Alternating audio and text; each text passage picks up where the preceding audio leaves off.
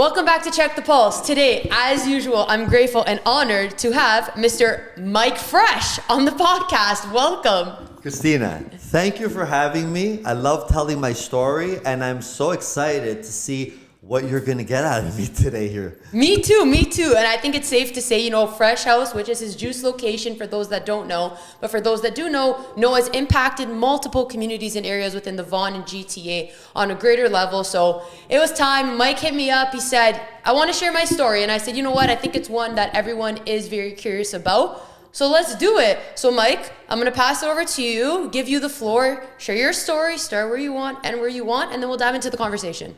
Wow, okay. So my story is a story about somebody who, a lot of people don't know actually, where I came from, and I'm going to go back as far as I can here because I like to understand who I am and why I do the things that I do and how I got to where I got today. And I've been doing this a lot in my life because I'm trying to learn about myself. And the far back I go, my dad was a businessman. So when I was young, he would come home and I saw that, he was making some money. And I was kind of influenced by him because we all get influenced by our parents when we're young. So I'm looking at him and I think deep down inside, I always wanted to make money because that was the influence that I got at home. But when you're a kid, you have no idea where to start. So it's crazy because I actually, I started selling things when I was a kid. I started selling, I remember cherry bombs. And I thought that was cool because, we had to go to the States to buy them. And then I was hustling them on the streets. And then after that, I remember I was getting into comic books and I was more interested in selling the comic books than reading the comic books because I was hey, I can buy the comic book for $5 and sell it for $10. And then I noticed because I spent a part of my life, I was a DJ for a little bit. And this part of my life was a part where I kind of went down a path that led me into, it was an experience, but it led me into a path of a lot of partying. There was a lot of drugs. There was a lot of trouble that I got into. I got into trouble with the law at one point. I got arrested multiple times. I remember I went to jail at one point, and this was really getting me into a state of loneliness. I was really lonely for a bit, and I didn't know what the hell I was doing with my life. And I remember just being home and I had nobody, and I was home. I was alone. I had my mother there only, and I had no friends at the time, and I didn't even know what the hell I wanted to do with my life. And this was probably maybe age 19, 20, and I just started going to the gym, and I was seeing a therapist at the time, and she's like, what do you want to do with yourself? And I'm like, you know what? I don't know. I like going to this gym. And she's like, well, why don't you become a personal trainer? And I said, hey, you know what? That's a good idea. I'll become a personal trainer. So I went to school, became a personal trainer, and I worked somewhere for 10 years. It was called Paul's Boot Camp, and I was training women. Paul has fitness studios in Woodbridge. This is in 2007 now. And I still didn't know what I wanted to do because I was working there, and then I had a friend, and she influenced me to go back to school. So I'm like, what do I take? And she's like, go do kinesiology. And I was like, okay, I'm going to do this kinesiology course because that's the study of the body and movement of the body. And at that point, I think I was 26, and I said to myself, this is the last chance that I have to do school because I went to school after high school. I went to college. And I failed everything. And then I failed again, so I just dropped out. But now I was 26, and I said, hey, this is the last chance that I got. So I went to university, and I passed everything, and I got straight A's, and I was on the Dean's Honor Roll, and I was on the Golden Key Society, and I would go to school 7 days a week, and I was obsessed with it, and I would go to the library every day. So then I graduated, and I still didn't know what I wanted to do because I was still working as a personal trainer, but I was taking I was like, maybe I'll go to chiropractor school, maybe I'll be a physiotherapist. And then I didn't want to do any of those things after. And then somehow, I think my dad came home one day and he was like, hey, there's this juice bar that opened up. And there was no juice bars at the time. They were only downtown Toronto. He's like, you got to go check out this juice bar. And I looked at the bottle, it was like this. It was a glass bottle. And I was looking at it and I'm like, whoa, this is cool. So I went downtown, I checked out this juice bar. And I'm like, this looks really cool. And then I like started researching about juice bars. And then I went to different ones because there was like just a few of them. And I remember I was so obsessed with it. I would go to these juice bars and just stare at the people working for like hours. And I'm like this. And they were behind the counter. So then I said to myself, I want to open a juice bar. But I had no clue how to even begin because I was never in business before. Right. So then I started talking to people and I'm like, hey, I want to open a juice bar. And I ran into a friend and she was working at a health food store at Noah's. And I'm like, hey, like, how you been? I haven't seen her in 5 years. And she's like, I want to open a juice bar. And I'm like, you want to open a juice bar? Like, I want to open a juice bar too. And I'm like, but I'm really serious. And she's like, no, I'm really serious too. So I said, okay, listen, if you're really serious, like, let's do this, let's do this together. And we had a few meetings and we even had a few like ideas. We made up the name. She actually created the name Fresh House. That wasn't even my name. Wow. And Roxanne, thank you for the name because I would have never called it that. So then what happened was the more we got to know each other in business, the more I realized I can't work with a partner because partnerships are tough. And me, I'm like, hey, let's meet today and let's create the work. Tomorrow we make a business plan. And I did the business plan tomorrow. And then she was like, oh, I got to go here, I got to go there. I'm like, okay, no problem. Then let's do this. So I was banging things off the list every day. Yeah. And she couldn't do it. And I just told her very nicely, listen, I can't do this. You're my friend. I love you, but I got to do this on my own. She understood. We're still friends today. Very good. So then I was like, damn, I still got to figure this shit out because I got to open this juice bar. How am I going to do it? So I hired a consultant who lives in New York. And I spoke to him on the phone for a whole year, I remember. Wow. And because I had no idea where to start. Juice bars, remember, there's only a few of them. So where do you even get help? For sure. So talked to him on the phone for a whole year. And at the end of it, I flew him down here. He stayed with me at my house for a week. He helped me launch the juice bar. And we launched it in 2016, November 1st. Now it's almost been 10 years. We're going on to this was the 5th store here in King City. And I'm so blessed because I never said to myself, I'm going to open up 5 stores. I hate when people say, I'm going to do this and I'm going to do that. Yeah. I was just like, look, I want to open a juice bar. I want to make people happy and that's it. And then when I opened the first one, people just started approaching me. They're like, hey, I love your brand. Like, I want to open up a juice franchise. I want to do this. And now it's between that and myself expanding because the Fresh House it's a growing thing. For sure. People love it. So here I am. Well, Mike, okay. You've definitely been through, that was great. You've definitely been through a lot of shit, man. You had a lot of different paths, a lot of journeys. You're here now, which is massive. You kind of just told your story in 8 minutes all at once. How did that feel, first of all? Okay, it felt good, but I felt like I was rushing it because it's a long story. For sure. And along the way, there were so many other lessons that I've learned that helped me get to where I am today. And there's so many things that things that I want to share. Yeah. And I just didn't know exactly where to For sure. go. But that's okay, because that's my job, because now we're going to dive into those lessons. That was a good synopsis. So now let's dive back a little bit, okay? So you were at a point where, you went through different phases. You did obviously end up in a troubled phase in your life. You pushed yourself out of that. You definitely did a flip around. So let's talk about that. What was it in you when you were like, you know what? I need to turn my life around. This isn't for me. And you made that switch to really pick yourself back up. Was that from a realization? Was that from someone around you saying, hey, Mike, this is a bad path? What was it that made you flip? Oh, that's a good one. That's a good question because a lot of people don't change until we're forced to change. And that was me. I was forced to change. I remember when I went to jail and I came out and I had nowhere to go. And I was forced to look at my life and reevaluate my life. And I was in therapy and I was in rehab. And I remember that I just had no clue what to do. And I just my past I left behind me. I had to leave it and I had to become a new person. And that felt so uncomfortable because it's changed. I didn't even know who I was. Right. But that was the beginning of my old me to the new me. And the new me is the person that people know now. They know Mike Fresh, but they don't know where I came from. And I'm happy with everything that I did. You know, it was a great journey. It was an experience, right? It taught me a lot. It was fun. Even taught me a little about business, you know. It was hustling a little bit too, you know. And I think that everything happens to people for a reason, because if that didn't happen to me, I might not be where I am today. I might not have been forced to change. And maybe I would have just been coasting along life.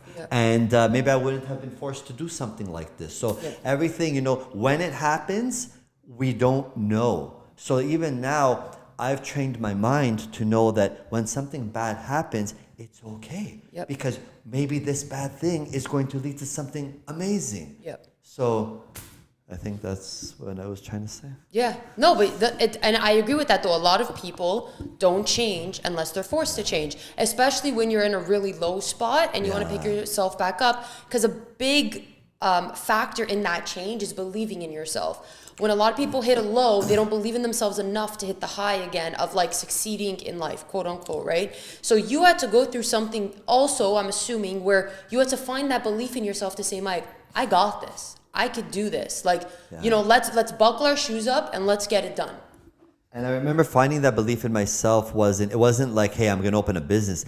The thing that changed me was I started exercising because I wasn't allowed to leave my house. So the only thing I was allowed to do was go to the gym and go to work. So I was like, okay, of course I'm going to go to the gym because I have nothing else to do with my life. So going to the gym made me realize, hey, you're doing something positive. You're getting results. So that was like step one, where we can change our mind and say, hey, I'm doing something good and there's a positive result. And I didn't know what that felt like. So you got rewarded for your actions in that moment, even though the actions weren't that intentional, because it's all that you were able to do. That's right. But also it makes us like, we're training our mind to think, hey, if I put work into this, I can achieve a good result, you know? So for me, it was, I'm feeling better. My body, I was putting on a little bit more muscle, and that made me feel good. It was helping my confidence. It was just helping me, like, Mike, you can do good things too. Because I wasn't used to that. No, 100%. So I think that's a big lesson for everyone as well, where it's like, you know, some people could just sulk in this mindset of, well, I'm stuck at home and I can't do anything. And, you know, these are I'm reaping like the downfalls of my decisions, where you were like, okay, you're working out, and that started to fuel you actually in a more positive way, which then allowed you to have that conversation with your therapist and be like, okay, this is what, you know, I like. She kind of guided you, and then boom, now you ended up in the gym. Now when you enter the gym, you're in this healthy lifestyle. You're around people that want to be healthy, and slowly but surely, path leads you to juice bars and Fresh House, right? But the crazy thing is, I remember when I became a personal trainer, I was still attached to my past life. For sure. Well, and what was that year gap? I felt it was, so I remember, I think I just finished like coming out of house arrest, and it was only a year or two later, and I was still kind of like dabbling with like a little bit of partying, a little bit of drugs.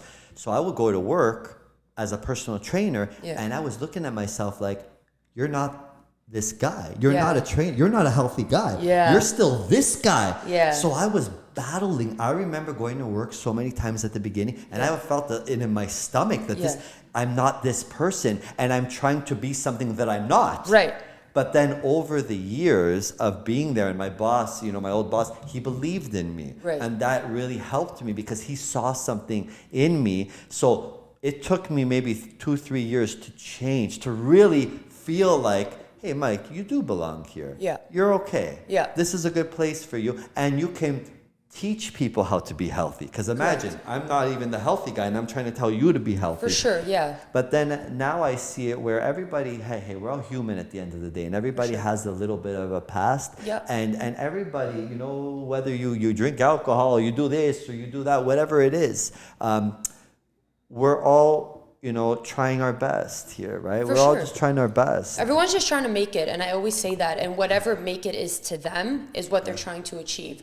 Some people making it is just getting up in the morning and feeling happy with their day. Some people making it is starting another franchise in their business. So each person's definition of what it means to make it is what they're aiming for when they get up every single morning and they open their eyes. What am I striving for today? There's people that say like, I don't have goals, and it's like, no, but I promise you do. Even if it's just let me go downstairs and make a coffee, that's a goal in your day. So for you now in your journey, where did you really start to tap into spirituality?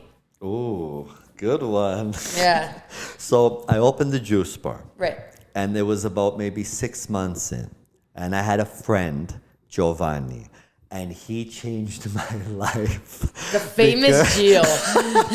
Hey, you're watching this, Gio? Because I opened the business, I was being very successful with it, but he saw that there was nothing else there. Right. If you just have a business and you're successful and you're making money, it's great. But there's still like an emptiness inside of you, and there's still like this little void, because spirituality is about being whole. It's about coming back to who you are. It's about opening your heart. It's about love. It's about connection. It's about compassion and understanding. And these were things that I was missing. And you can make all the money in the world, but if you don't have that, you're missing something. So he saw that in me. So he started reaching out to me like every couple of weeks, and he would say, hey, come to my breathwork class. And I said, I can't, I'm busy, leave me alone. I would just dismiss him all the time. Yeah. And he was so persistent with me that I swear for about 4 to 6 months, he kept asking me, come to this class. Finally, I said, listen, I'm going to come to this class because you keep asking me. I went to the first one. At the end of the class, I looked at him and I said, I will be here every week, because that one class made me feel an emotion that I've never felt before. You can have 10 juice bars, you can have 100, but that emotion came from within. Right. It was from my heart. Yep. It was love. And this is what I was missing. So now I always say to Giovanni, I owe you. I don't know how I'm ever going to be able to repay you, because what he did, he unlocked something in me. And now, spirituality helps me with myself. It helps me with my business, talking to my staff, looking at them different ways, like they're my brothers, they're my sisters, having more understanding and compassion for them. Helps me with my family, I started telling my dad, I love him, and my mom, and hugging them, and I never said that before. And I know this is the reason why, because of the spiritual path, and it just feels so good, because at the end of the day, what are we here? We're here to love and give love. And yes, business is important, but we want to feel that. We want to feel inside. No, for sure. And it's like, I think Vince, because I had him on the podcast too, he had a similar thing as you, where it's like, he was telling him to go to the class. Vince was like, no. And then he's like, hey, bro, I'll finally try this class. Try the class. His whole life changed. And it's like, first of all, this is your sign. Do a breathwork class. That's all I'm going to say. But second of all, it's massive how it's just one experience you went through that completely shifted and altered the way you think and feel. And we all have those feelings and emotions deep down within us. It's just, you have to go through something in your life that allows you to tap into it and feel it. No one's born without any of those high vibrational feelings or emotions. You're born with them from when you were a baby. We just suppress them because of all the experiences we go through in life that create trauma and that create all these lower vibe thoughts, anger, sadness, depression. Those are so much easier to feel, but they hurt us more. So doing spiritual practices like that, as you experienced, like took you out from feeling those negative vibes and really realizing, first of all, you can love yourself, which is a massive thing, and you can love others despite your past, despite what you've been through. So now with Fresh House, first of all, we're sitting in the King City location in the Fresh Loft. So this is now what number location? 5? This is number 5. 5, and on your 5th one, you got to create this space. So what was that process like for you? So that's another thing. I just created the Fresh Loft, which is a space here for people to do breath work. They could do meditation. They could do yoga. And this place is here because of Giovanni, probably, because of the spiritual path that I'm on. This place is an extension of me. And it's also a place that I can come to now when I just need to clear my mind, because I understand how important that is. Right. So I built it right on top of the new Fresh House, which is in King City. So It's interesting because when I found this space, you Yeah. know, I didn't see it right away. I thought that maybe I was going to build a juice bar downstairs, and upstairs, I'm not sure, you know, maybe someone else can use it for something. But then as I started building it, I said, I want to do something that kind of complements Fresh House upstairs. So I'm saying, you know, what do I love? And it's kind of like just came right out of me. I'm like, why not just have a space where people can come, you know, where we can do breath work? And what I also want people to do here is I want to create a safe space,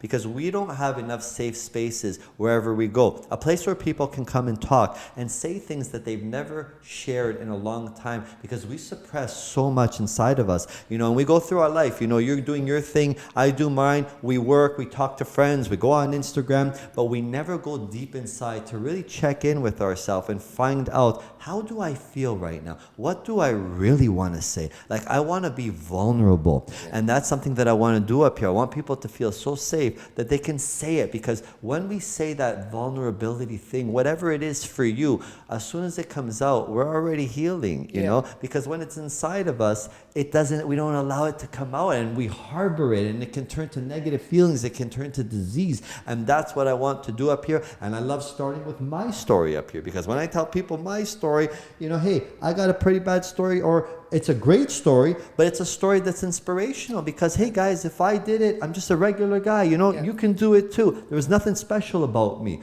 right? Tell them where I was and where I am now, and that's what I want to share with people. For sure. And I think the biggest thing you said there is safe space. And that's a big reason too. Like, even for this podcast, like, you guys know I usually film in the studio, and Mike was like, please, like, let's do it in Fresh Loft. Wasn't not just because it's his space, but it's because of what this space stands for to others and what he wants to bring to others. So there's no better place to share your story on camera, on mic, than in this safe space, right? And I think you're doing an amazing job of that. I think even to say, like, you make a lot of people feel comfortable in general in your stores. Like, when people walk in, everybody knows you. And I just want to tap in quick to the social media side, because you used social media before anybody, everybody literally used social media. Well, it's a blessing and it was a curse. You know, it was a blessing because when I started using social media, nobody was doing it at the time. For sure. And I was lucky because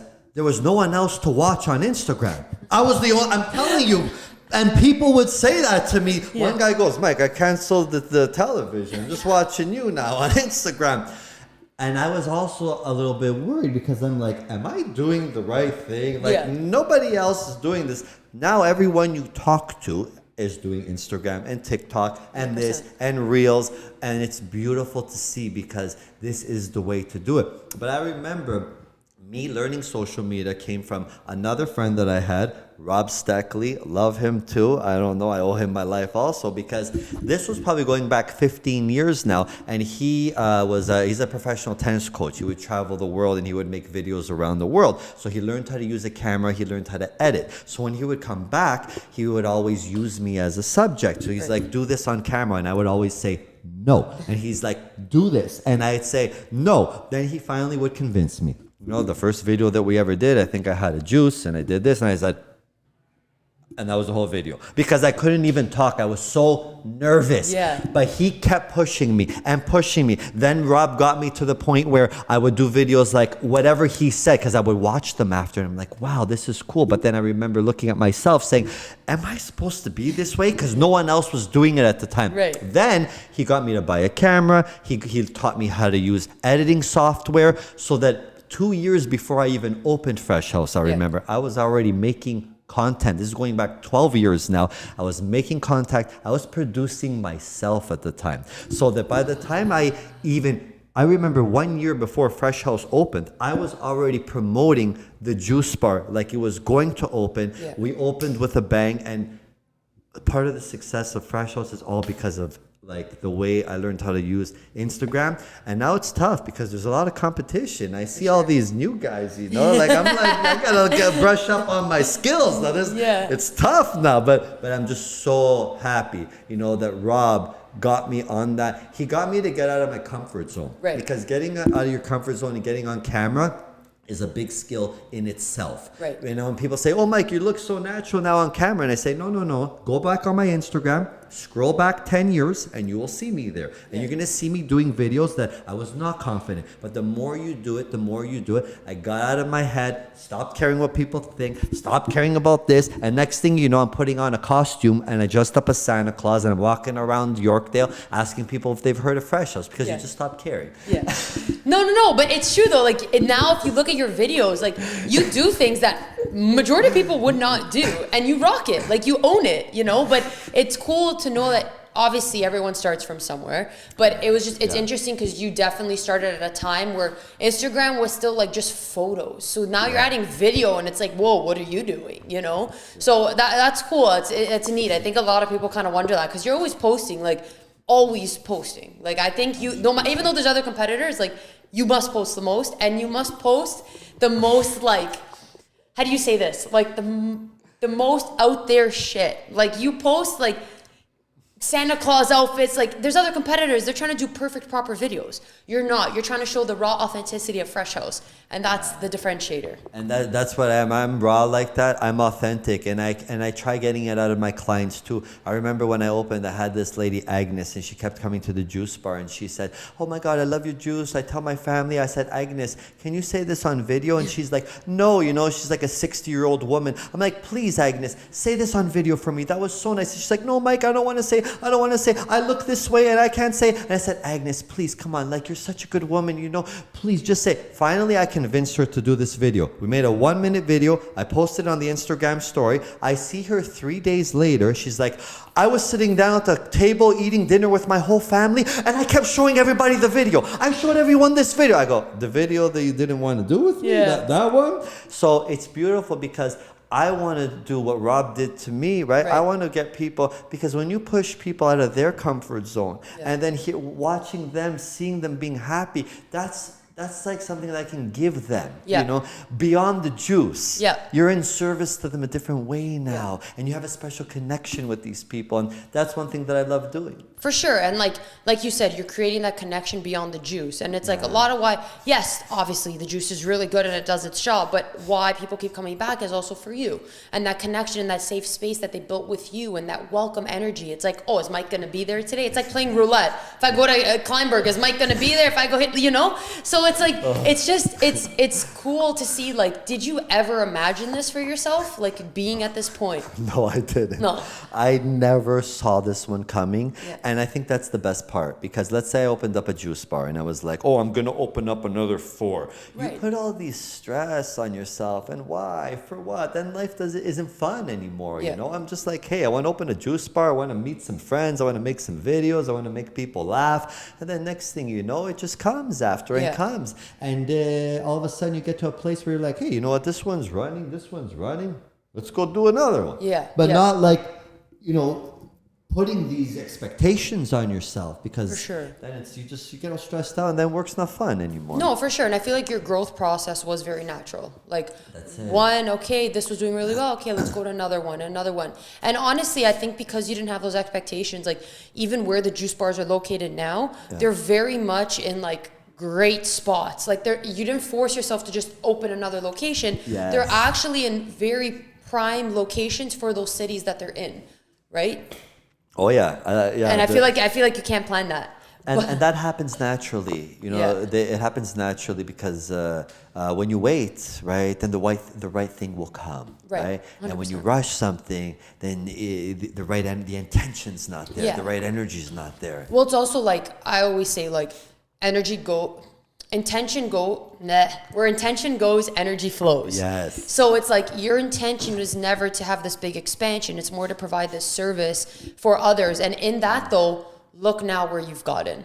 Yeah, that's the byproduct, you know, when you just focus on like making people happy, making them healthy, making them feel good, creating a connection when they come in, get to know them. And then all of a sudden, you know, the byproduct is like, hey, success, like more people are coming, you know, you're making money. It's a beautiful thing. Yeah, for sure. And even like the juices themselves. So I'm drinking, well, I have to open it, but this is one of my favorites. I am Luscious, and you're drinking? This is a strong green one. I Am Powerful. Ooh, okay, I like that. Lots of greens in this one. That's fitting. So the juices themselves, like, how do you come up with these ideas? Like, what's that process like? Because you obviously have an array of them. So, explain to people, what does that look like? So, Lots of ways. The first 8 juices, my consultant taught me how to make, the guy that I hired from New York. Yeah. Then when you learn how to make juice, you start doing it yourself after. And there's different ways, you know.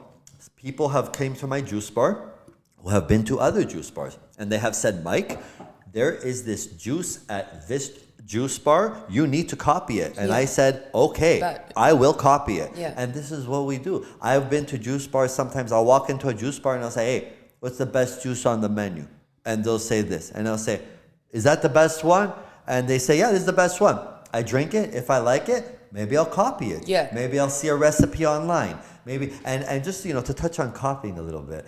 I love saying that because some people in business get all like offended, you know, like, oh, he copied me and he did this. And you know what? Copying is a good thing because people have copied me and we all copy someone at the end of the day. And 100%. it's like, no one's reinventing the wheel. We're not reinventing the wheel, you know. It's like, don't hate the player, hate the game. Like, we're all putting our own spin on it. And actually, a cool story is that when I opened the juice bar, I had a lady and she was about to open a juice bar. Her name is Arlene. And she said to me, Mike, I was making infographics at the time. Yeah. So Arlene said to me, hey, Mike, I love your infographics. I'm going to make some too. And I said, great. Yeah. If you need any help, I'm here. I'm an open book. I help everyone, even my competitors. So Arlene showed me her infographics and she said, hey, they kind of look similar to yours, Mike. And I said, Arlene, they don't look similar. Like, you pretty much copied it and put your logo on it.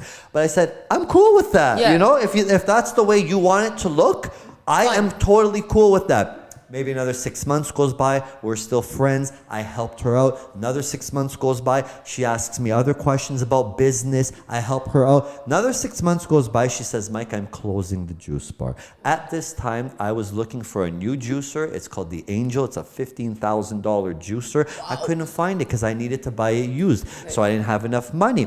Arlene says to me, hey, Mike, you know my Angel juicer that I bought brand new for $15,000? She goes, I want you to have it. Wow. I said, Arlene, listen, let me give you something for it. She said, look, give me whatever you want. I said, all I have is $4,000. Yeah. And the reason why she gave it to me for $4,000 is because over the years, I helped her so many times. But I helped her without expectation. And I helped her with confidence. Because I wasn't like, oh, stop copying me. Stop this. I just give. Yeah. And that's the beauty of giving. It just comes back after in ways that we don't even expect. It's true. Well, you give from your heart with good intention, it'll come back tenfold all 100%. Day.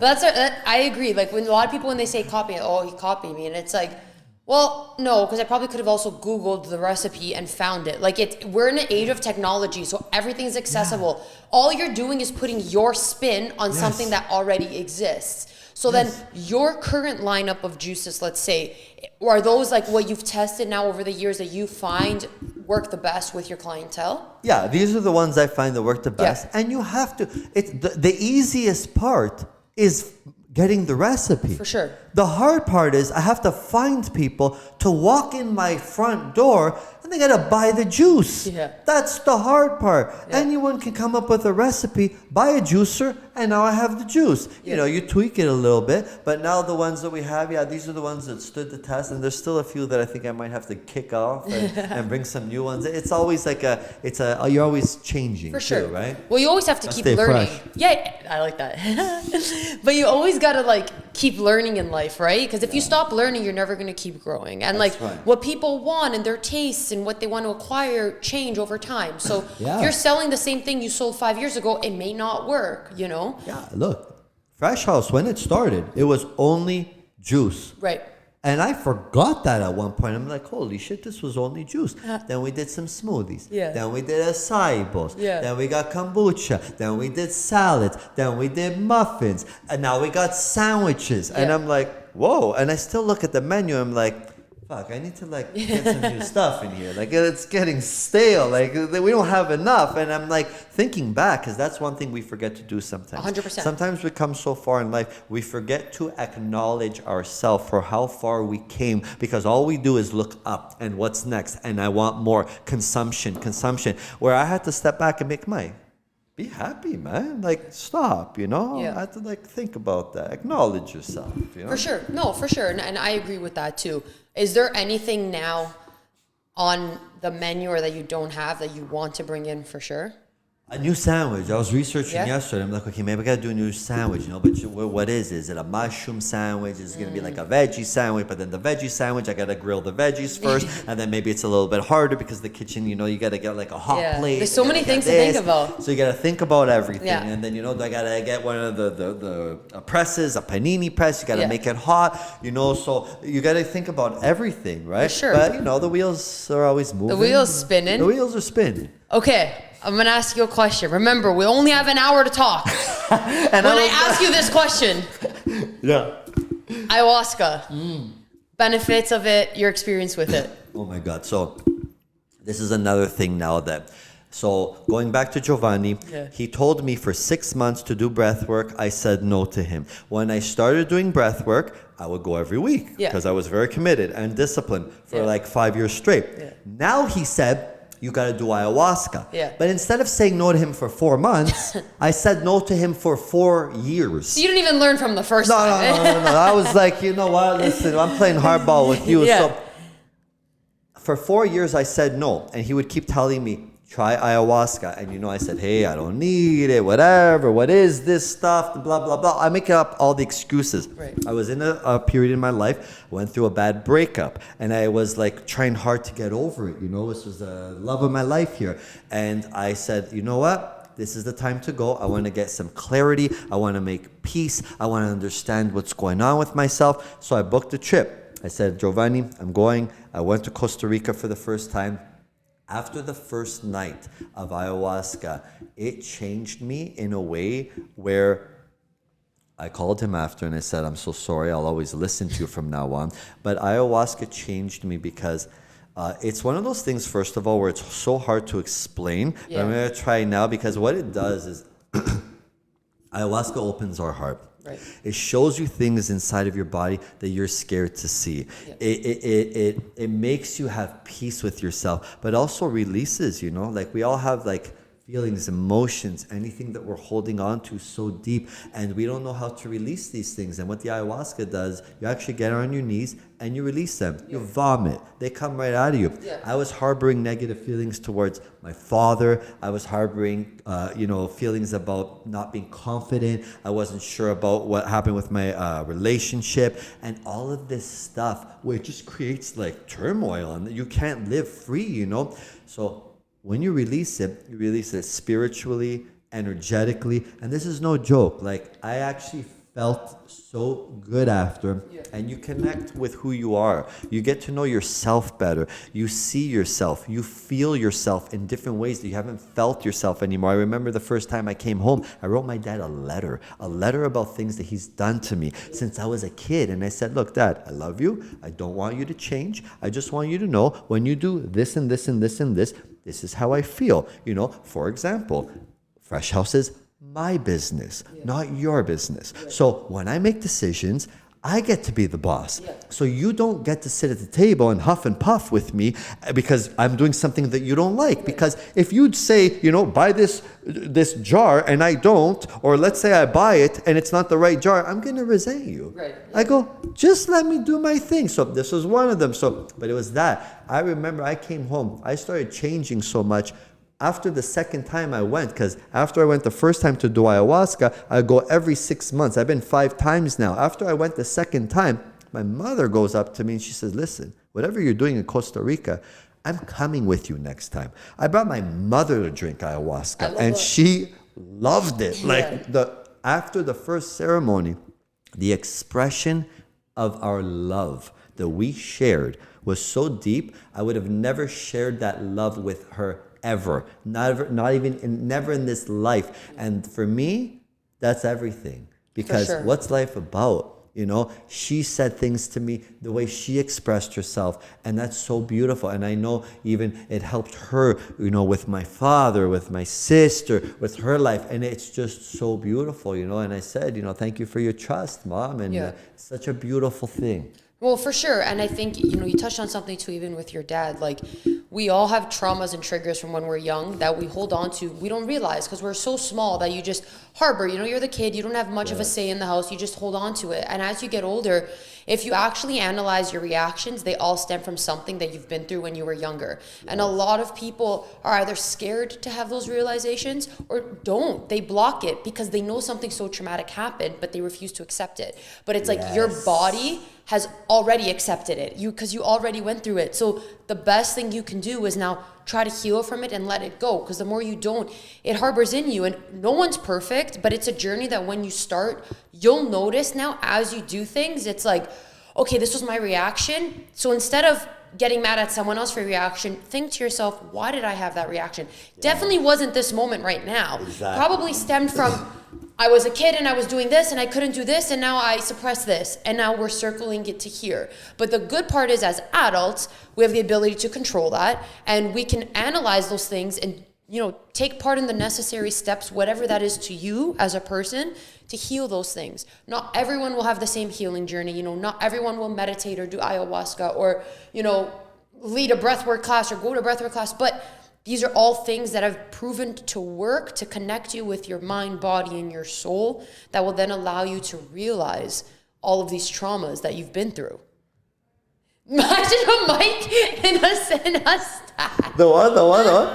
I just put you like in a full freeze. That was amazing, Kristina. The fact that you even understand that right now, like it took me a long time to understand everything that you just said. Yeah. And that's beautiful, because learning about our triggers and why we get triggered, it helps give more compassion towards, for example, my father. Correct. Because if he makes me feel a certain way, I'm looking at him now thinking, why are you this way? And one time I remember I was in a ceremony where the shaman is healing me, and all I remember is seeing my father and his father and his father, and we're going back and back in the lineage to where this shit started. 100%. Where did this negativity bullshit even start? And then they're clearing your energy systems so that all we can do is come here and try to say, look, I'm gonna break the chain right now, and Dad, you did the best that you could. And thank you. But even learning about why other people are the way they are already helps us understand them, how to accept them, and also moving forward, not do these things. Correct. Yep. No, for sure. And it's like, even when people have reactions towards you, just understand that it's a projection. Okay, obviously, if someone's cussing you out, you're human, you're probably going to snap. But if you can have like a 3-second break to just say, hey, why are they yelling at me right now? Because you don't know a lot of the time, unless you're really close with someone, like what they're going through behind the scenes. And on top of that, even if you're really close with them, sometimes you don't know everything that they're going through. And it's like, so understanding the reaction, or at least trying to understand that they're just projecting whatever they're dealing with, allows you to hold that open heart and open space. I'm not saying let people tell you off. I'm not saying let people abuse your kindness. I'm just saying that like everyone in life has a story, and that story leads to who they are today. And all you can control at the end of the day is who you are and your reactions and how you deal with situations. You'll never have control over someone else's actions to problems, only your reaction. Ooh, and that's so important in business, especially because you always got to keep your cool. And you know, you have employees, and maybe they're going to say something about you, or maybe one lady is going to say something about someone else, and you always got to keep your cool and never get offended, and know that maybe she just had a bad day, or maybe something's going on in her life, and that's why she's coming at me this way. And that's why I always like to think of myself like Jesus in these situations. I always go back to when Jesus was on the cross, he was getting crucified. Right. They were beating him. They were crucifying him. And what was he doing? He was forgiving the people that were doing this to him. Yeah. And if you can operate that way, you know, it helps in business, because anyone can come at me and I'll always forgive. I'll always understand. And when you do that, that creates a good business, a good feeling, you know, with everyone around you. And this is important stuff, right? Otherwise, you can get a toxic environment and the morale goes down. And you always want to be here understanding people and, you know, having everyone's back and letting them just, hey, I don't take nothing personal. It's all good. And I know that you are the way you are, and I'm not sure why you're coming at me like this, but yeah. No, it's true. And like someone had said on my podcast recently too, you know, it takes just as much energy to assume negative intent as it does positive intent. And we choose that. we choose, are we putting our energy towards finding the negative in the situation or our energy towards finding the positive in the situation? I'm saying this, I'm not perfect either. A lot of the times I will find the negative over the positive. A lot of people do, which is weird how our brains are wired, because it's almost like we want to find the problem so we can complain about it versus like finding that ounce of positivity that came from that. You know, what was the lesson from that? And I think even like, you know, to tie it back to business, like you've obviously definitely dealt with that a lot with like building so many locations, having people give feedback on different locations and different, whatever it is. And you at the end of the day, it comes back to you and you need to figure out how to deal with that. So having that mindset and that open space and, you know, that positivity towards others, I'm sure helps you navigate all those troubles. It's like a muscle that you train. Yeah. Because you learn how to look at the positive in anything. And you also learn how to feel. When people start speaking in the negative tone, I actually feel it now. You know, everyone says, hey, I'm an empath, I'm an empath. We're all empaths. Yeah. That's also a muscle to train. Yeah. How empathetic can you be? Yeah. And over the years, I feel so much more now, and you need to guide people, and because it's easy to be negative, right? But always looking at the positive and everything, because if you want to be a leader and grow, especially a company, you got to be positive. Yeah. You got to share the light. You got to share the laughter, and that's a very good skill that I've been working on over the years. Yeah.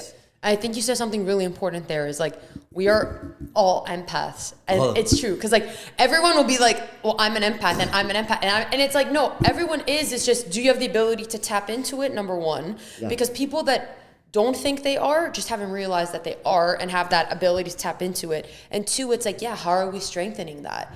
But like, I feel like a lot of these realizations you had did come from all these spiritual practices that you've done that allow you to see life in this way. And in this light. Totally, because if you don't open up your mind, right, and learn how to feel people and learn how to, you know, take risk and be confident and love yourself and love others, you have to exude all these things, because this is beautiful business, and then you become like a magnetic force that people want to work with, or they want to work for you, or they want to collaborate with you, and then you get customers that way, because it's just about the energy that you're giving off at the end of the day. And that's what I think Fresh House is about too, you know, like beyond the juice. Yeah. Okay, Mike, I agree with that. First of all, I agree with what you're saying, but final question for you to wrap up the pod. I ask everybody this question. What's one piece of advice you'd tell your 16-year-old self? Okay, for my 16-year-old self, I would probably say, listen, you're about to go through something, and it's not going to be easy, and it's going to be tough, and you're going to have a lot of ups and a lot of downs. Please hold on tight, and just know that in the end, me and you, we're going to be together, and we're going to be okay, and I'm going to be there for you. I'm going to love you. And I'm going to forgive you for everything. And then I would also tell them, I'm sorry. I'm sorry for what I'm about to put you through. I'm sorry for what you're going to do right now. But just know that it's for the best. And it's the only way. And we're going to get through it together. Me and you. And I'll see you. You know, I'll see you soon. And we're going to be happy together. And I love you. I love that. That was so like, I felt like I was your 16-year-old self and you were talking to me. I love that. I love that very much. That was deep, and like, I think that definitely that's resonate. what I would tell them. For sure, and that would definitely resonate, you know, if you saw him and you had to say that to him. Well, thank you for coming on. Thanks for having me. Of course. Guys, you know what to do. Like, subscribe, share. I'll put Mike's bio, Instagram handles in all the bios of wherever this podcast is going. Check out his social media. It's absolutely hilarious, amazing, a good time. And also, stop by a Fresh House location, have some juice. If you see Mike, go up to him. He's like the friendliest guy, but so are all his employees and the entire staff. So do your thing. One more time. Thank you. Thank you so much for having me, Kristina. This was awesome. You are an awesome host, and I'm so happy that you came by today. If you're watching this, guys, please come to Fresh House. We're here. We're healthy. We're cool. We're fun, and I hope to get to meet you. And if you do come to the King City one, this was an old church, which we didn't even say. It was a 150-year-old church, and it's got so much character and so much between these walls that they've seen. And we renovated it, and it looks beautiful, and I know you're going to love it. So hopefully you come by. I agree with that. So thank you, and see you on the next episode.